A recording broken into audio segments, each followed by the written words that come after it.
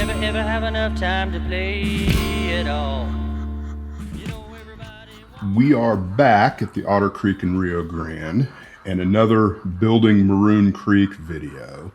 As this through freight rolls through the scene, I'll remind everyone that every location I have on the model railroad kind of has its own playlist.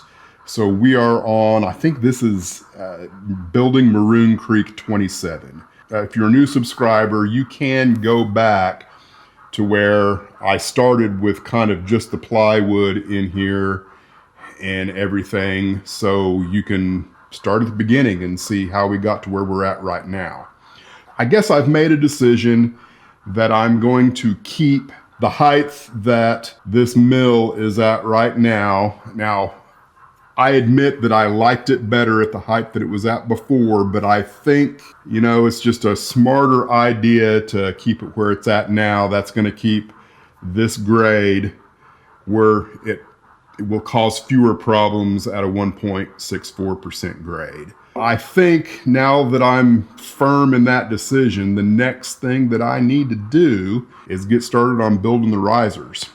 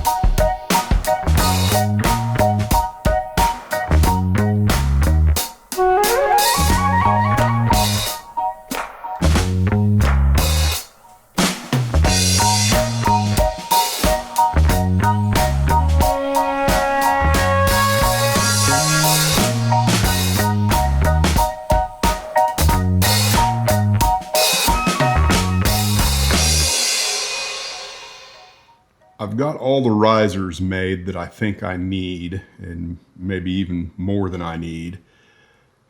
And I still have a few more things I need to do, like for sure I probably need to drill holes through them so that I can run the bus line. And, you know, I'm at a point now where I've got to make some decisions. And I think, you know, you can see here I'm 6 wide with my spline. And then when the bridge starts right in here, I'm 4.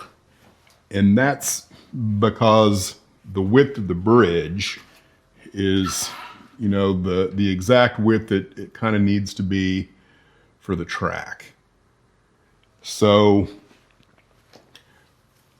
on the other side of the bridge over here, I'm still 4 wide.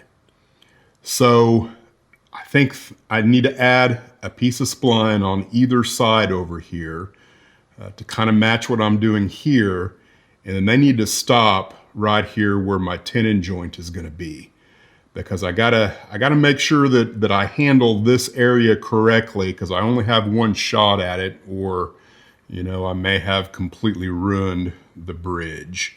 So let me move the camera. I want to go ahead and remove the bridge and see how difficult it is to get in and out. I can't recall now whether I tested getting the bridge in or out or not. I know I got it in, but whether or not I ever took it out, I can't recall. So I've got, I believe, 3 screws here. Should allow me to lift out.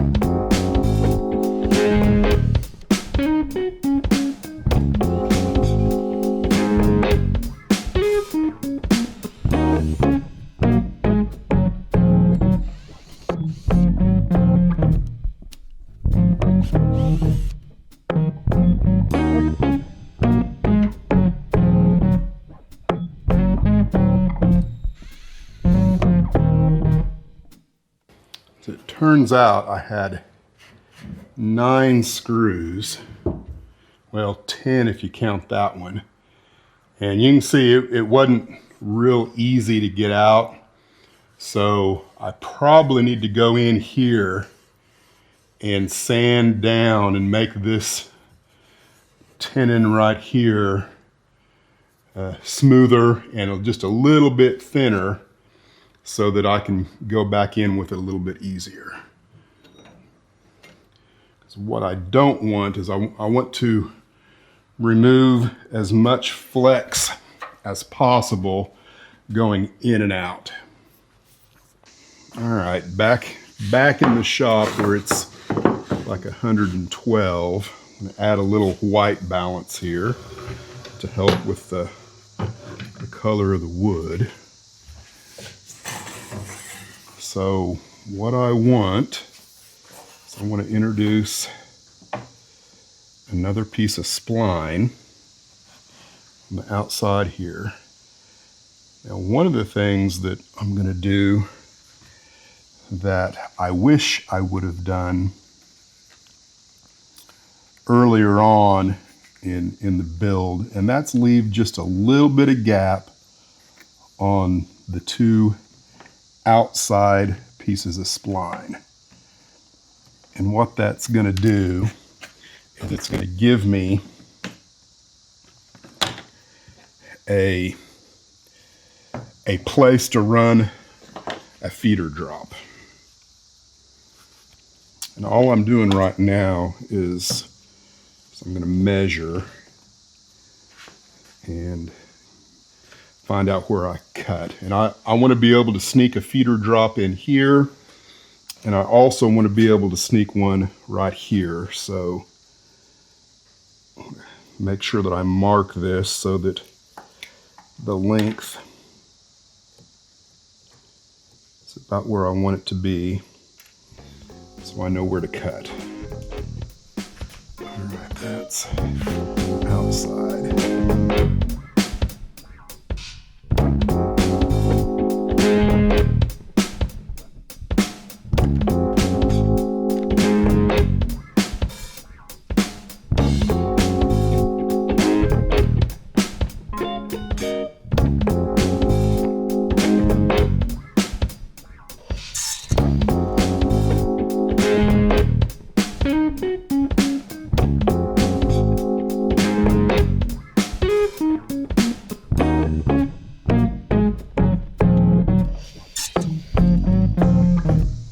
Now, I want to put this back on before I glue these on, just to make sure that I'm in the right shape for the risers, just in case there's something slightly different sitting here than there is up in there.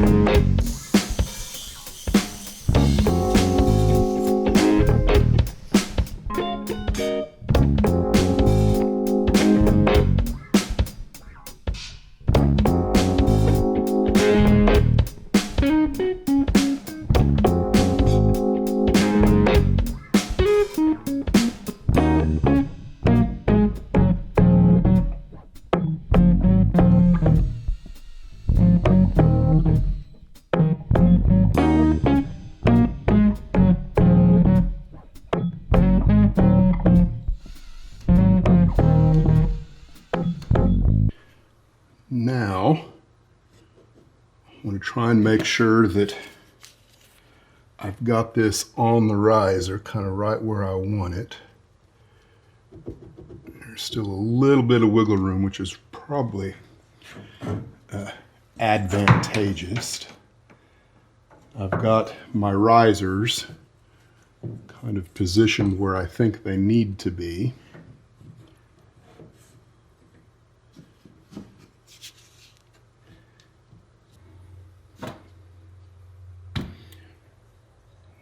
Start with the inside and hopefully get it right the first time.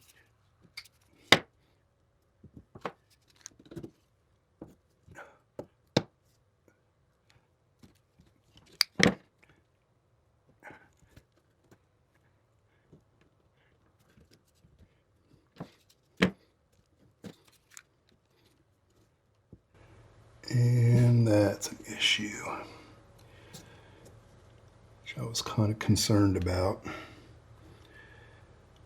This particular piece of spline, despite my best efforts to keep them all the exact same measurements, is a little taller, which raises everything up. I'm just gonna have to sand the crap out of that, I guess. I don't know. I don't like that. I can still remove it, so.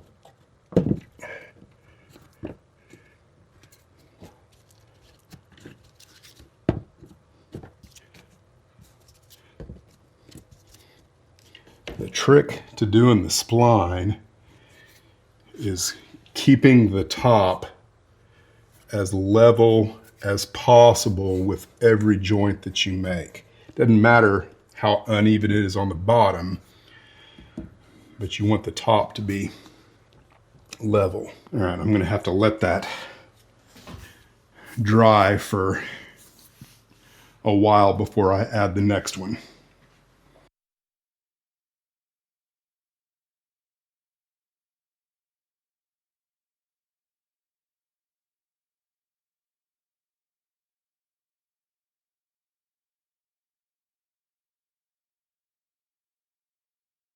Well, that makes 6.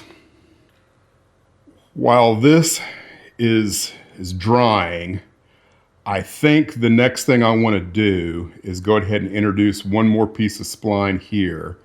So where what I'm calling the tenon on that piece comes out at that's actually the center spline, which moves this piece out one. So I think I want to butt up another piece of spline right up to it, and I should be able to glue it all the way down to here.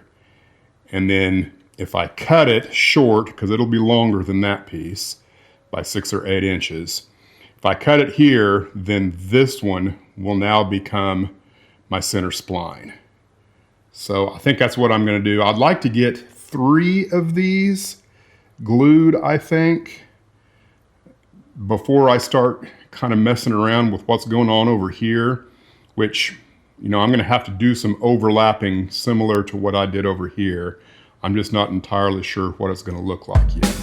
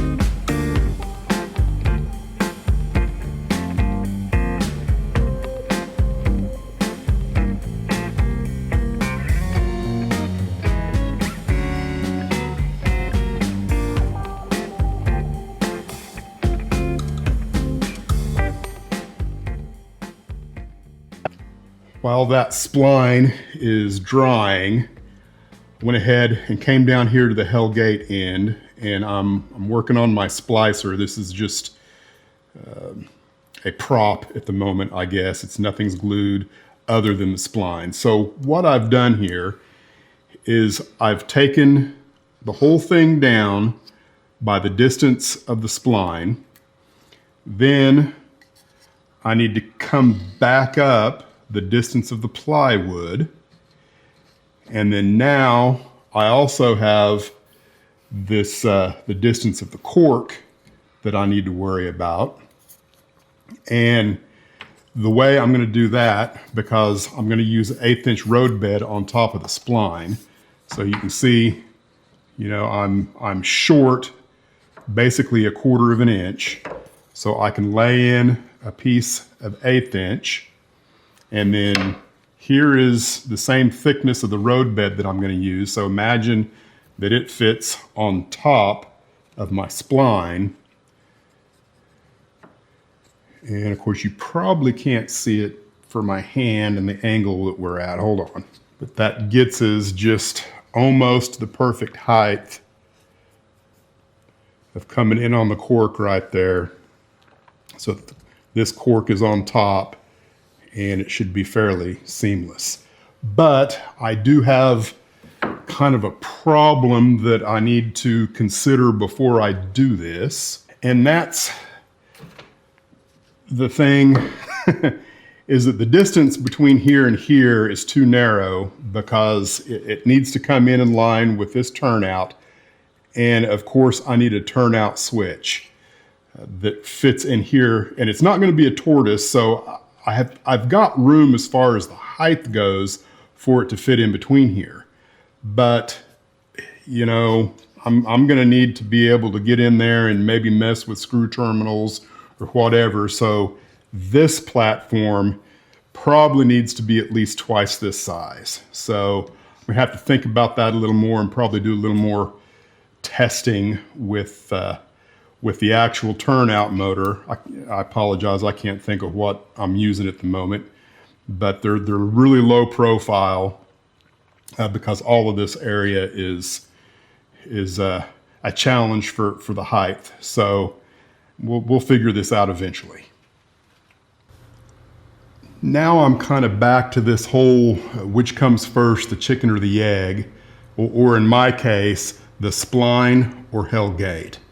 So, you know, the way this spline works is once you kind of start gluing it, they overlap, and what I can't do is I can't bring that spline all the way up here and make a connection and then be able to take hellgate off. So for sure, before I make my final connection here with any one piece of spline, I need to take that off and finish it. So now I'm thinking, well, what's preventing me from going ahead and getting this to a point to where it works? I can't think of a reason not to, other than I really would rather work in Maroon Creek and get back to scenery as soon as possible, but I'm just not sure. So again, I need to think about this, and it's kind of late Saturday afternoon. I guess I need to make some decisions and continue working. I know I can work on the spline at least up to this point right in here somewhere. You know, I don't know where exactly I should stop. Because you know, unless you know that that's where you want it to be, you can't glue if it's not where it needs to be. So everything needs to be in and kind of solid before I can glue anything. You know, I know I'm solid down on this end. I know where I need to be there where I'm already gluing. And I'm good up to this riser. But exactly how I get from this riser to that end, I'm not 100% sure yet. So I don't know. I think I'm going to call it good on this video because I'm camping this weekend and I'm not going to have much time at all tomorrow to do anything. So we're going to call this good. Thanks for watching, guys. We'll see you on the next one.